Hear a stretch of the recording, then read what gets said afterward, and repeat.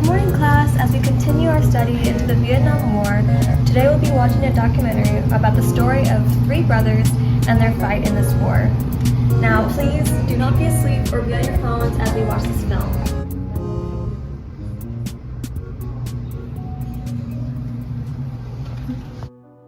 The Vietnam War, a controversial conflict that lasted from 1955 to 1975.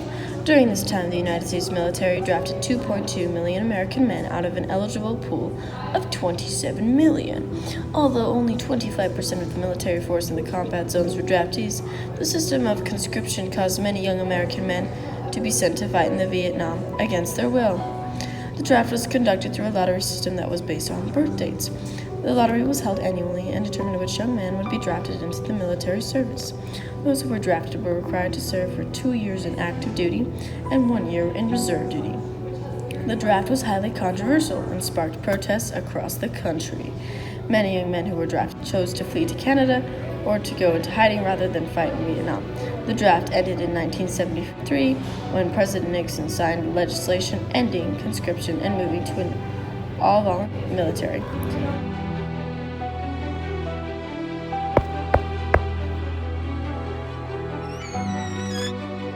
Soldier 3 receives a letter from back home. It talks about how she wants him to come home when the war looks so violent. She asks questions about how America is winning the war, yet she saw on the news the Tet Offense and how they were brutally attacked. Then she saw the news of Khe Sanh, and the stress came rushing back. Dear Soldier Number 3, I wish for your return. There isn't a night I don't miss you and hope this war can end. Last night, I was watching the news with your family after dinner, and it showed details of the Tet Offense slaughter of all our soldiers.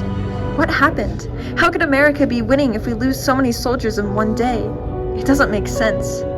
Please come home. I don't think this war is meant to be fought any longer. It's painful to see all this warfare coming back home. I hope you are staying safe as you can. I wish for your safe return and for this war to be over. I hope the government knows what they're doing. Love, your sweetheart. The soldiers' morale was getting a little too low, and the PTSD kept being too much for Soldier 2. Here, dude. Take these. Dude, it'll help with sleep, I promise you. Dude, it'll help with sleep. Take it.